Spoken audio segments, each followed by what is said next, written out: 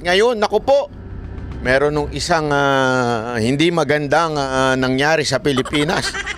Bakit po? Tayo ho ay nadadagdagan pa ng makadiliman sa mundo na ito. Bakit, Kanyo? Eto kasi meron ako nabasa. Ayan. Anak ng wewe, di ba? Today, sabi nga nitong sundalong kanin, di umano. I formally announce my candidacy for Mayor of Caloocan City. Grabe ang kapal ng mukha nito. In the 2025 elections, parating na po ang pagbabago. Ay, nako. Alam mo, Trillanes, ako natatawa lang talaga sa'yo. Alam mo yung pagiging obsessed mo sa mga Duterte? Sa pagiging obsessed mo kay Pangulong Duterte, kahit yung kanyang slogan, ginamit mo. Di ba? Alam naman natin, sabi nga ni Pangulong Duterte, di umano ikaw ay lumapit sa kanya noon at gusto mong maging vice president niya at dahil sa tinanggihan kanya, ikaw ay naging parang isang batang iyakin na nagmamaktol dyan, nagtatantrum sa karsada. At ano ginawa mo? Naging bitter ka na sa mga Duterte. At mula noon, binanata mo na mga Duterte. Talagang yung obsession mo sa mga Duterte tumitindi. Di ba? Kaya nga, hanggang ngayon, ang laman pa ng puso mo ay si Duterte. Paano ko nalaman? Ultimong pagkandidato mo sa Caloocan, ay meron pang tatak Duterte. Ika nga, sabi nga, the abundance of the heart, the mouth speaks. Sabi doon the abundance of the heart, the mouth speaks, hindi the mind speaks. Kasi wala ka. Allegedly, wala ka daw nun di ba? Hindi ko alam. Pero mukhang hindi ka talaga nag-iisip. Mantakin mo, gamitin mo pa yung salitang pagbabago at sa'yo pa manggagaling. Sa'yo pa ang pagbabago. Ano mang ginawa mong pagbabago? Ang tagal mong naging senador, wala kang ginawa doon. Pambihira, wala kang masasabi nating concrete plan na napakinabangan ng taong bayan. Di ba? Wala. Ang haba ng panahon na yun, nagrebelde ka pa nun. Nag-awkward ka pa nun. Hindi kasi itong maman to, ito lang, itong maman to, di ba? Kesyo may pa-mutiny pa sila nun dahil inaakusahan nila ang gobyerno, ang gobyerno, ganito, ganire. So, ibig sabihin, gusto mo ng pagbabago. Nung naupo ka naman, wala naman nangyari. Di ba? Anong tawag sa'yo? Di ba? Pagbabago ba ang gusto mo o parating na po ang panggagago? Hindi ako nagtatanong lang Pangbabago ba yan? Anong panggagago na naman yan? Alam mo, Trillanes, ito, speaking of your track record, speaking of your track record, Trillanes, alam niyo ba ito si Trillanes kung anong ginawa nito nung senador siya? Ang dami niya pong inaway na senador. Sino? Si Gordon, inaway niya. Si Subiri, inaway niya. Si Enrile, inaway niya. Sino pa? Si Cayetano, inaway niya. Lahat to, wala hong nakasundo ito. Mag-isa, may sarili hong mundo ito, maman to Mapa-oposisyon, mapano, talagang inaaway nito Kasi nga kaya nga 'di ba tinawag na kung ano tinawag ni Pangulong Duterte dito kay Trillanes dahil nga kahol daw ng kahol. Dahil nga daw parang lagi na lang parang asong galit na galit.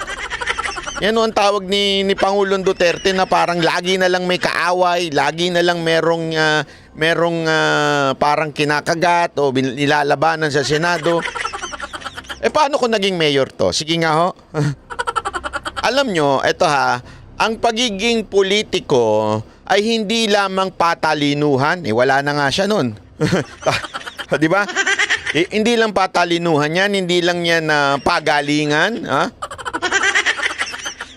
dapat to meron kang charisma in a way, not just for the people but also sa mga kasamahan mo sa loob ng City Hall, sa mga councilor, sa mga vice mayor. Kailangan meron kang ganyan. Hindi pwede yung banat ka lang ng banat. Bakit? Or else wala kayo magagawa. Aawayin nyo lang lahat yung kasamahan nyo. Kailangan kasi dyan may ordinansa yan. Kailangan marunong ka makisama dyan. Marunong kang, in other words, magaling ka sa convincing power, pakikisama. Hindi ibig sabihin yan you are trying to give in dun sa kanilang hindi magandang gawain. Pero ngunit datapwat, kailangan marunong kang pakisamahan yung mga tao doon para gumalaw ng smooth yung City Hall, ika nga, yung local government. Kahit halimbawa nito, ang mga Duterte, si Pangulong Duterte, si VP Sara Duterte at ngayon si Mayor Baste, sila ho'y mga matatapang, bumabanato sila. Pero sila ho'y marunong maglakad sa ground na pakikisama sa mga barangay kagawad, barangay captain, sa mga councilor, sa vice mayor. Kasi nga naman, hindi mo naman mapapatakbo ng mag-isa yung City Hall. Kailangan mo ng pakikisama sa mga tao doon para tumakbo kayo ng maayos. Ang problema, ikaw, Trillanes, ikaw ang tipo ng taong mag-isa lang lumalaban. Yung walang pakialam sa mga kasamahan mo. Mandakin mo, nagsenador ka, ilan na nakaaway mo, dami mong kaaway dun. Wala ka nga daw kakampi dun eh. Sa sobrang nagagalit sa yung ibang mga senador. Marami rin tayong kilalang mga senador dyan, ha? Meron din tayong mga kaibigang senador dyan. Ang kwento nila, pag ikaw na andyan na, talagang umiiwas na sila sa'yo. Kasi alam nilang parang gulo lagi ang gusto mo, parang basag ulo lagi. Parang ganun, di ba? Hindi yung pwedeng ganun pagka ikaw ay mayor. Kasi ikaw bilang mayor, para kang amahin. Ibig sabihin, tatay ka nung lungsod na yon. Kung hindi ka marunong nakikipag-usap sa mga barangay officials, 'di ba, sa mga councilor, paano kayo makakagawa ng ordinansa? Paano kayo makakaayos ng mga barangay-barangay? 'Di ba? Hindi pwede yung ugali mo. Malabo ka. Sorry na lang, sir, pero huwag kang magagalit. Pero yung mga tipo mo, yun ang tipong dapat sa'yo magtayo ng sariling bansa sa Spratly o kaya doon sa sariling bansa doon sa... Saan ba yun yung pinuntahan mo? Hindi umano? At kaya medyo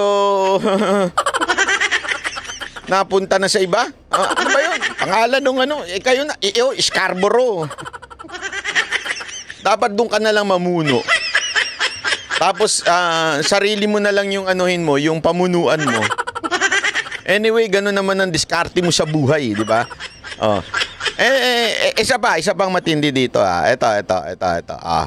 Ayan, una, sobrang obsessed niya kay Duterte. Baka mamaya, lahat na lang ng issue kunwari, naging mayor kayo, lahat na lang ng issue sa Caloocan, idikit mo kay Duterte. Kasi ganun kakabiter kay Duterte. Baka mamaya, lahat ng binaha yung Caloocan. Kunwari, may basura yung Caloocan. Baka pag sinabi mong binaha, kasi si mga Duterte, hindi na binigyan ng proyekto ng Caloocan. Ganyan, no?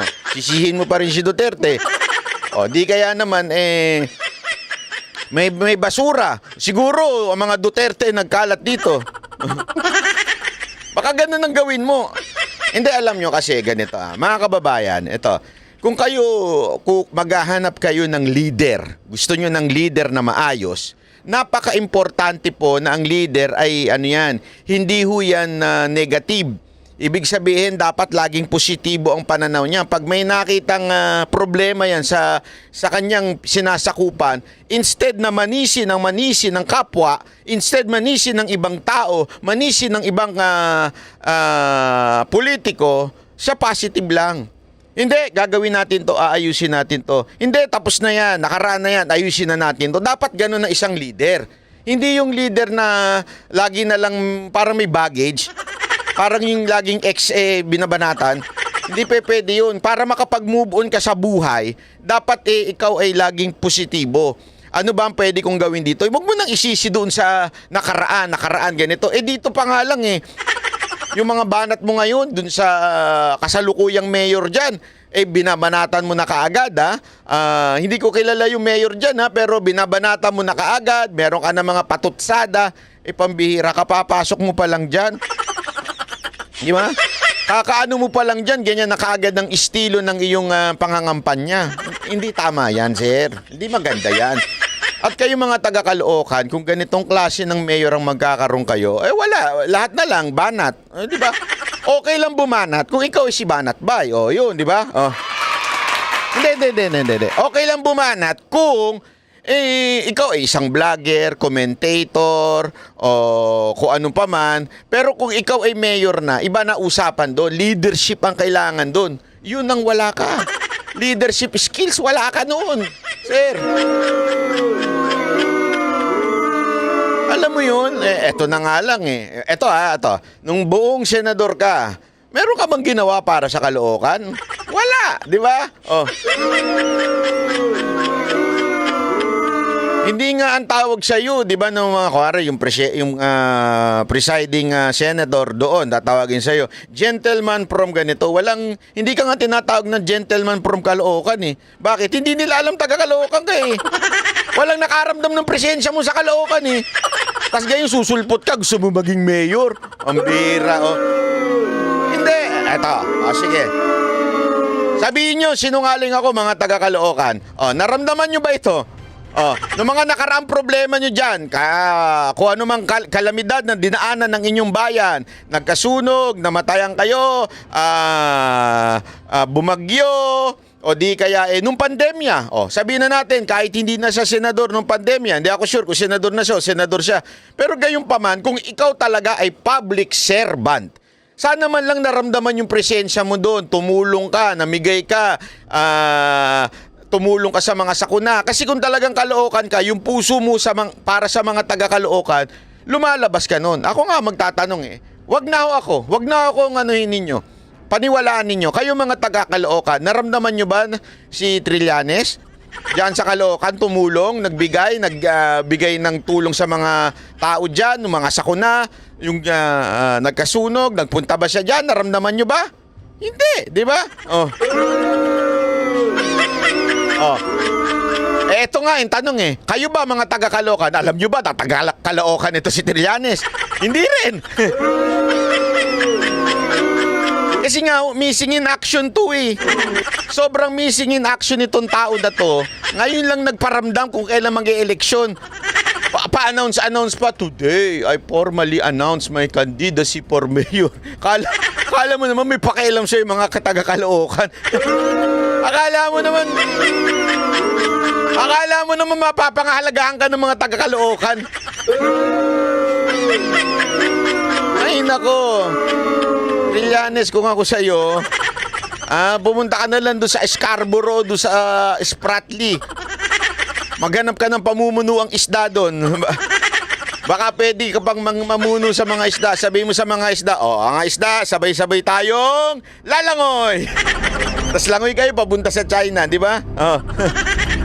Hindi, kung ako sa'yo talaga, Trillanes, sa totoo lang, wag na tayo maglokohan. Yung mga katulad mo, medyo medyo hindi talaga pang mayor. Hindi talaga pang mayor ang tawag sa'yo. Ang kailangan sa'yo pang vlogger, ganyan. Kasi yung banat mo, style mo, bumabanat lagi. Vlogger yan. Ganyan ang vlogger. Walang problema doon, di ba? Kalayaan mo yan. Freedom of speech. Kahit nga pinipigilan mo yung freedom of speech ko Bakit nung kanyo pinipigilan? Di umano, allegedly, ewan ko kung yun ang kanyang intention. I'm not sure if that is your intention, but nagdemanda ka nga sa akin di ba? Porket tinapik ko lang yung ginawa mo kay Enrile, yung tinapik ko lang din yung sinabi ni Roque, dinimanda mo na kaagad ako. Ano yun? Yung ba ay para pigilan ako magsalita? Huwag ganun. Hindi maganda yun, sir. Isa pa yan. Gusto ko lang i-point out sa mga taga-Caloocan. nung tatim pong tinapik po si Trillanes tungkol po dyan sa issue ng Scarborough, na hindi naman po ako nagsabi ng opinion na yon. Yun po ay sinabi ni Roque at yan po ay nakatala sa Senate hearing noon time na, o plenary ba yun? I'm not sure kung ano yun. Pero nung sa Senate, no, nakalaban niya si Enrile, akin lamang pong diniskasyon. Akin lamang pong binigyan ng opinion. Hindi po ako nag-imbento ng facts. I did not give any facts. Yun po ay pagdidiscuss lamang ng aking opinion. Opinion is not a fact. It means, yun lamang ang aking tansya o pananaw sa isang bagay. Yun ay karapatan ko. Freedom of speech ko yun. Ano ginawa mo? Nagsampa ka ng kaso ng libel. Diba? Tanungin kita, sir. Tanungin kita, sir. Tama ba yun? O yun ay pangaano ng freedom of speech ng isang tao. Eto ang tanong ko sa inyo, mga taga-Caloocan. Kung kayo kaya, pinamunuan itong mama na ito, at meron kayong nakitang hindi maganda, meron kayong ginawa may nakita kayong ginawa niya na hindi maganda at kinriticize nyo, ano kaya sa tingin ninyo ang maaaring gawin nitong mama na ito sa inyo? Ito kasing mama na ito, ang dami niyang dinimanda. Pagka hindi niya nagustuhan ng sinabi sa kanya, ang dami niyang dinimanda. Ang lakas bumanat ng mama na ito sa mga Duterte. Ang lakas mamintang ng kung ano-ano sa mga Duterte. Pero pag siya na ang binanatan, hindi niya matanggap. Pikon kagad siya. Ang bilis niya magsampa ng kaso. Ginagamit niya yung pagiging senador niya at siya ho dahil may pera, ginagamit niya ho yun na magsampa ng kaso sa katulad ko na isa lamang vlogger o isa lamang anchor ng SMNI. Di ba ho? Kahit pa po kayo isang membro ng isang lehitimong media, hindi ho tama. Kasi nga ho, yan ho ay freedom of speech, ika nga po. So ibig sabihin po niyan, kalayaan ko yan. Ang tanong, mga kababayan, kayong mga taga-Caloocan, kung may makita kayong hindi maganda sa kanyang pamamahala, kung meron kayong nasilip na sa tingin ninyo ay merong katiwalian, at ito'y inyong pinuna, tinanong, ano kaya ang maaaring gawin ni Trillanes sa inyo? Yan ang tanong ko sa inyo. May kalayaan kaya kayong punahin siya bilang mamamayan ng Caloocan? May kalayaan kaya kayong batikusin siya bilang mamamayan ng Caloocan? Di ba? Wala. Bakit? Baka mamaya matakot na kayo, mademanda kayo, di ba? Wala.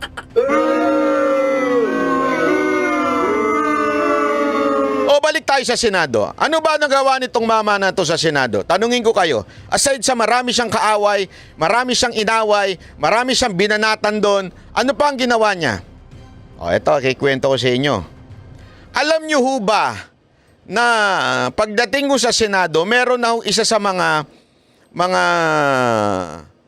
general natin na kanya hong itinapos ang kanyang buhay dahil siya ay nabatikos at binanatan ng todo-todo sa Senado? Alam niyo ho ba yun? Meron nung, alam niyo na, bawal sabihin dito sa YouTube yun, baka ma-demonetize tayo. Ano tayo dito, ma-strike tayo ng ano. Pero kanya hong isinuko na ang buhay dahil po siya ay binaboy sa Senado. Alam niyo ba kung sino yon? Eto paparinig ko sa inyo. Hindi ako magkikwento. Si Pangulong Duterte na magkikwento sa inyo nito. Pakingge. Ito Imagine what happened to Reyes, General Reyes. Yes. General. Yeah. Makamatay. Sinabihan niya publicly na, no. Do not, sabi niya, may I be allowed to talk so that I can also defend my honor and dignity. Anong sinabi ni Trillanes? Mayor, kasama niya. No, stop it. You do not have any dignity. 10 million a month. Hindi ko ginawa yan. Senator Trillanes, No, I'm just trying to protect my reputation here. You don't have any reputation to protect. You don't have any reputation to protect. Ayan. So ayan po nangyari doon. 'Di ba? Kinuwento nga ni Pangulong Duterte. This person, si Angelo Reyes, kanya pong inano na ang kanyang buhay dahil po siya inabastos ng todo-todo sa Senado. Sabi ho ni Pangulong Duterte yan, ha? At isa na po doon ay dahil doon sa di umano'y sinabi ni Trillanes na you do not have a name to protect or honor to protect. Ulitin natin. Imagine what happened to Reyes, General Reyes. General. Kibuto. Ano sinabihan niya publicly na, no. Do not, sabi niya, may honors, may I be allowed to talk so that I can also defend my honor and dignity. Anong sinabi ni Trillanes? PMA ha, kasama niya. No, stop it. You do not have any dignity. 10 million a month. Hindi ko kinuha yan. Senator Trillanes No, again from I'm the- just trying to protect my reputation here. You don't have any reputation to protect. Oh, you do not have reputation to protect. Ganyan po, ha? Oh. No. You don't have any reputation to protect. Oh, yan. Ganyan no si Trillanes, ha? Oh. Naging eksena ng magkaharap si Senador Antonio Ayan, ha? Oh, kumakagat labi pa pala ito. Mike Abe, ikaw ba yan, Mike Abe? Hindi, totoo, di ba? Kita ninyo? Oh. Yan, ganyan tao ho yan. Again, hindi ko po sinasabing ang dahilan lang ni Angelo Reyes ay si Trillanes. That's not my point. Hindi yun. Maaring maraming dahilan kung bakit hindi natin alam. Siya lang ho nakakaalam nung kung anong dahilan. Pero ito yung mga pangyayari before niya gawin yung madilim na ginawa niya sa sarili niya. Yung kanyang pinatay ang kanyang sarili. Ang tanong, ganito ho ba ang gusto nating maging mayor ng Caloocan? 'Di ba? Hindi ho ito tapang eh. Iba ho yung tapang sa honorable, respectful. Tandaan nyo, AFP, chief. Sabihin, yan ang pinakamataas sa AFP. Eto, PM mayor din supposedly. Dati niyang boss yan. Ganyan niya pagsabihan. Diba? Siguro, talaga nasaktan si Angelo Reyes dyan sa pagdinig na yan. Not only Trillanes, marami pang ibang mga pagkakataon. Pero sigurado ko, isa yan sa pinakadinamdam ho ni Angelo Reyes nung siya po ay nabubuhay pa. Nung time na ganyan. 'Di ba? Again inililinaw natin. Hindi ko po sinasabing siya ho ang dahilan kung bakit nangyari yung kay Angelo Reyes. Hindi ko sinasabi si Trillanes ang dahilan nun, ha? Pero sigurado kung isa yan sa mga dahilan ng kanyang sakit sa puso. Kaya na lang nagawa niya. Isipin nyo, isang taong napakatapang, isang taong lumusob sa gera, isang taong talagang ang kalaban ay matitindi. Maging AFP chief ka ba naman? Ikaw ang pinakamataas na namumuno sa ating armed forces. Biglang gano'n ang ginawa sa buhay.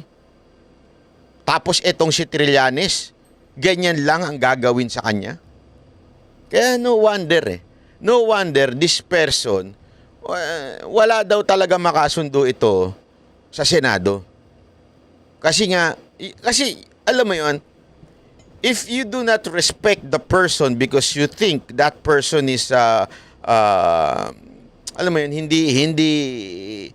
hindi maganda, hindi maayos, o that person is corrupt or whatsoever, but at least respect, di ba, the title, respect the office. Dapat may ganun eh. Pwede mo naman sabihin in a nice way, hindi yung binabara mo yung tao na akala mo walang pamilya. Kung ikaw, hindi sa iyo mahalaga yung honor, sa mga taong katulad ni AFP Angelo Reyes, napakahalaga ng honor. Kaya ako, eto lang dito sa announcement ni Trillanes talaga, ewan ko mga taga-Caloocan, kung kaya nyo na magkaroon ng ganitong klaseng mayor, good luck sa inyo. Kung ganitong klaseng ng mayor ang iboboto ninyo, wag na kayo umasa. Yung lugar ninyo ay magkakaroon ng good vibes o kaya magkakaroon ng positibo. Wag na kayong umasa. alam nyo na kung anong klaseng tao yan, binoto nyo pa. O, di ba? Kasalanan nyo na yun, di ba? Sabi nga nila, eto marami dyan nagagalit sa mga nasa taas, nasa gobyerno. One part, may kasalanan talaga, sobrang tindi ng kasalanan ng mga ilang mga government official. Pero malaking parte kasi doon, bakit nyo pinaupo? O, di ba? Bakit ninyo binoto? Sasabihin nyo sa dulo na budol kami, di ba? Ang pahirap sa atin May pagkakataon tayong kilatisin yung iboboto natin. Ilang buwan din niya mga ngampanya. Ngayon pa lang alam nyo na tatatakbo to. Kilatisin ninyo. Lahat ng record na i-google ninyo, lahat ng pinagagawa nito. Di ba? Malalaman ninyo. Ngayon pa lang alamin yan ninyo. Wag na yung biglang sasabihin nyo sa dulo, nabudol kasi kami. Hindi, wag na tayong ganun.